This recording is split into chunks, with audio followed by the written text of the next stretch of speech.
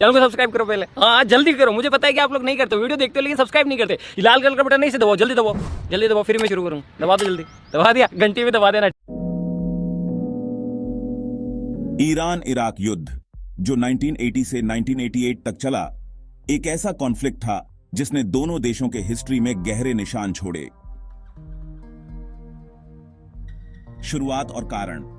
Iran Iraq युद्ध 22 सितंबर 1980 को start हुआ और 20 अगस्त 1988 तक चला।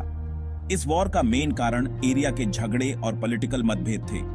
इराक के प्रेसिडेंट सदाम हुसैन को लगा कि ईरान की इस्लामिक रेवोल्यूशन से उनके देश के शिया मुस्लिम्स इंस्पायर होकर रिवॉल्ट कर सकते हैं।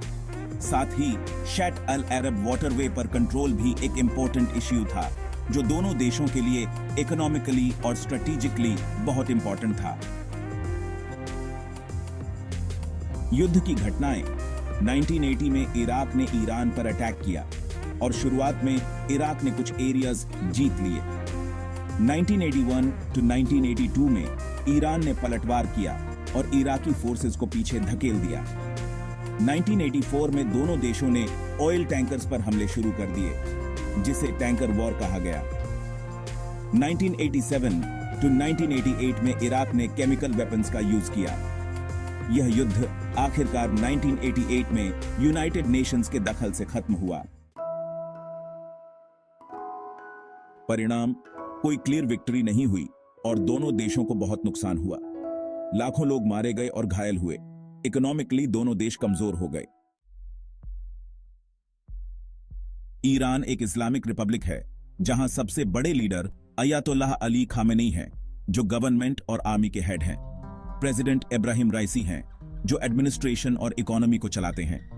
ईरान की इकोनॉमी मेनली ऑयल और गैस के एक्सपोर्ट पर डिपेंड करती है। वेस्टर्न कंट्रीज द्वारा लगाए गए रिस्ट्रिक्शंस ने ईरान की इकोनॉमी को बहुत नुकसान पहुंचाया है। इन्फ्लेशन और अनएम्प्लॉयमेंट भी बहुत बड़ी प्रॉब्लम्स हैं। इराक एक फेडरल पार्लियामेंट्री रिपब्लिक है।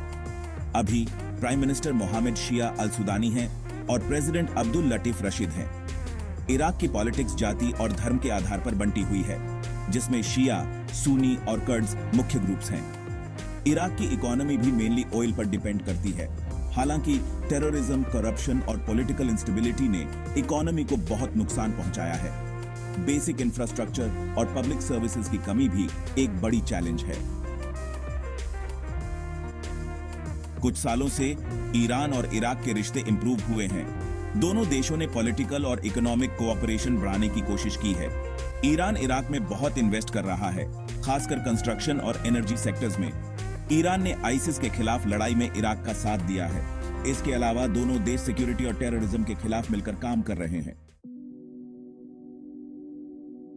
ईरान और इराक का इतिहास कॉम्प्लेक्स और कॉन्फ्लिक्ट से भरा रहा है, लेकिन आजकल दोनों देश कोऑपरेशन और इंप्रूवमेंट की तरफ भी आंच रहे हैं। हालांकि इंटरनल चैलेंजेस और एक्सटर्नल प्रेशर अभी भी उनके विकास में रुकावट बने हुए हैं।